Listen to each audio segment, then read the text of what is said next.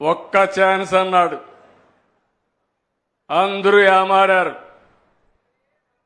పర్వాలేదు, సిబిఎన్ బాగానే చేస్తున్నాడు, బాబు గారు బాగానే చేస్తున్నారు, ఒక్కసారి ఇస్తే ఏదో పొడస్తాడనుకుంటే కుమ్మి కుమ్మి బాధుడే బాధుడు. అవునా కాదా? నరుకుడే నరుకుడు. కుప్పంలో ఒక పెద్ద డ్రామా వేశారు. కాలువలో నీళ్లు లేవు, సినిమా సెట్టింగ్లు తయారు చేశారు. షూటింగ్ ప్రారంభమైంది. నీళ్లు వచ్చినట్టు ట్రాక్టర్లు తీసుకొచ్చి ట్యాంకర్లు తీసుకొచ్చి నీళ్లు వదిలిపెట్టి వీళ్ళు వెళ్ళంగానే నీళ్లు ఇంకిపోయినాయి. అలాంటి డ్రామాలు మీకు కావాలా అని మిమ్మల్ని అడుగుతున్నా. ఇంకా మనలో మార్పు రాలేదా నేను అడుగుతున్నా. అందుకే తమ్ముళ్ళు నేను ఒకటే చెప్తున్నా మీ అందరికీ. ఈరోజు నేను ఒకటే ఆలోచించాను.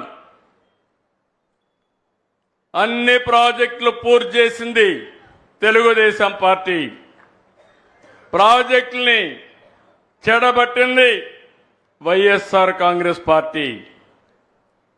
ఈరోజు మీరు చూస్తే ఇక్కడంతా కూడా రిజర్వాయర్లో మనం చూసిన హంద్రి నీవా కానీ, దీని మీద వచ్చిన ప్రాజెక్టులు కానీ, పోతిరెడ్డి పాడు కానీ, ముచ్చుమర్రి కానీ, ఇక్కడ గండికోట కానీ, అన్ని ప్రాజెక్టులు తెలుగుదేశంలోనే మనం ఎన్ని ముందుకు తీసుకుపోయాం. ఈరోజు మీరందరూ కూడా ఒకసారి చూస్తే నాకు ఒక జీవిత ఆశయం, నదుల అనుసంధానం జరగాలి.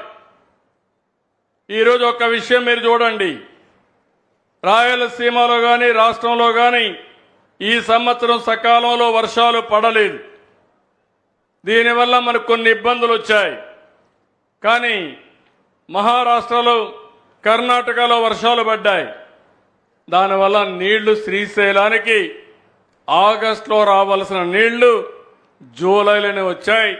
శ్రీశైలం నీళ్లింది, కాలువలకు నీళ్లు వదిలిపెట్టాం, నాగార్జునసాగర్కి వెళ్లే పరిస్థితి వచ్చింది. అది ఈ ప్రభుత్వం యొక్క దూరదృష్టి అని చెప్పి మరొకసారి మీ అందరికీ తెలియజేస్తున్నా. ఇంకో పక్క మీరందరూ ఆలోచిస్తే ఈరోజు పోలవరం ప్రాజెక్టు ఉంది, రాష్ట్రానికి జీవనాడి. పోలవరం ప్రాజెక్టు పూర్తి చేసి నదుల అనుసంధానం చేసుకోగలిగితే ఈ రాష్ట్రంలో కరువు అనే మాట రాదు. అందుకే ఈ ప్రభుత్వం ఆలోచిస్తున్నాం. దాంట్లో మొట్టమొదటి విడతగా మీరు చూస్తే పట్టిసీమ లిఫ్ట్ ఇరిగేషన్ పెట్టి నాగార్జునసాగర్ ద్వారా వాడే నీళ్లన్నీ కూడా శ్రీశైలంను పొదుపు చేసుకుని కృష్ణా డెల్టాకి నాగార్జున పట్టిసీమ నీళ్లు ఇచ్చాం. ఆ 120 టీఎంసీ నీళ్లు రాయలసీమకి ఇచ్చాం. అదే నాకు ఆనందం. అది చూసినప్పుడు అనిపించింది, పోయిన సంవత్సరం మీరు చూశారు, రాయలసీమలో ఉండే అన్ని జలాశయాలు కళకళలాడుతున్నాయి. ఈసారి వర్షాకాలం కంటే ముందుగా 50% జలాశయాల్లో నీళ్లుండే పరిస్థితి వచ్చింది. దీన్ని చూసినప్పుడు ఆనందం ఏంటంటే ఈ రాయలసీమ ఇంకా రాబోయే రోజుల్లో రాళ్లసీమ కాదు, రతనాల సీమగా చేస్తాననే ధైర్యం ఈ ప్రభుత్వానికి వచ్చింది. ఇక్కడ మీరు ఒకసారి చూస్తే నేను ఎప్పుడూ చూపించేవాడిని, మా వాళ్ళు సరిగా అక్కడెక్కడో పెట్టారు, ఇక్కడ పెట్టమంటే ఎవరికి ఎక్స్ప్లెయిన్ చేయడానికి నాకు తెలియదు. పవర్ మొత్తం ఒక మ్యాప్ పెట్టమన్నాను కానీ ఆ పక్కన పెట్టి ఆయన చూసుకుంటున్నాడు. ఇక్కడ ఏంటంటే నేను మీరు గుర్తుపెట్టుకోవాల్సింది, శ్రీశైలం దగ్గర నుంచి ఒక కాలువ ఎస్ఆర్బిసి వస్తుంది, ఇంకో కాలువ ముచ్చుమర్రి వస్తుంది, ఇంకో కాలువ ఇక్కడే మల్యాల హంద్రి నీవా వస్తుంది. ఈ 3 కాలువల ద్వారా మీరు నేరుగా చూస్తే ఏదైతే ఎస్ఆర్బిసి నుంచి వచ్చేది నేరుగా బనకచెర్లకు వెళ్ళి అక్కడి నుంచి నేరుగా తెలుగు గంగ ద్వారా సోమశిల కందలేరుకి వెళ్తాయి.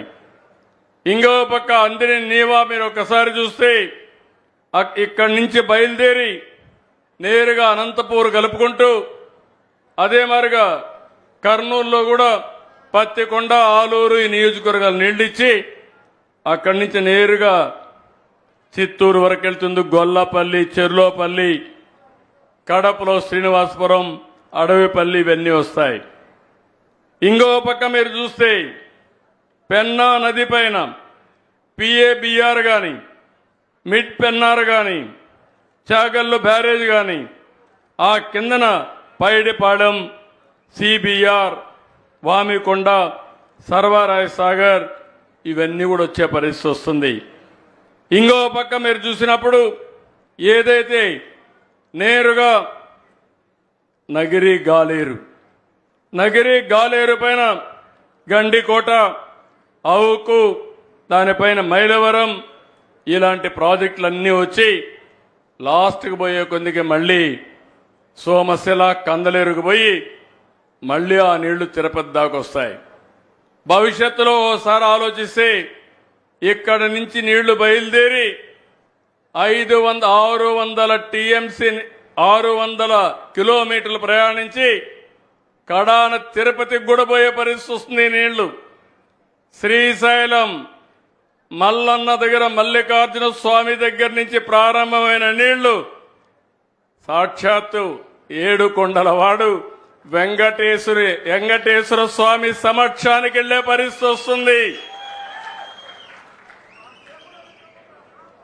రైతుల కష్టాలు తీర్చడమే కాదు, 2 దేవుళ్లను కూడా అనుసంధానం చేసే పరిస్థితి, జలహారతి ఇచ్చే పరిస్థితి వస్తుందంటే అది మనకుండే అదృష్టం అని చెప్పి కూడా నేను మీకు తెలియజేస్తున్నా. థ్యాంక్ యూ మా. కాబట్టి మీరందరూ గుర్తుపెట్టుకోవాల్సింది, ఈరోజు ఇలాంటి కార్యక్రమాలు వచ్చినప్పుడు మనం అందరం కూడా రాయలసీమ ప్రాజెక్టులన్నీ మనం పూర్తి చేసుకోగలిగితే, నిన్న కూడా జరిగింది ఒక మీటింగ్, తెలంగాణ ఆంధ్రప్రదేశ్కి ఒక మీటింగ్ జరిగింది. సమస్యలు ఎప్పుడూ ఉంటాయి, మీరు గుర్తుపెట్టుకోవాలి. రాజకీయాలు ఎప్పుడూ ఉంటాయి. ఎన్టీ రామారావు గారు ముఖ్యమంత్రిగా ఉన్నప్పుడు నీళ్లు ఇమ్మంటే తప్పకుండా రాయలసీమకు నీళ్లు ఇచ్చే బాధ్యత నాదంటే, ఆనాడు నాయకులు కావాలని నీళ్లు కాదు కృష్ణాకి ఇచ్చే నీళ్లు నిలిపేసి మాకు నీళ్లు ఇమ్మన్నారు.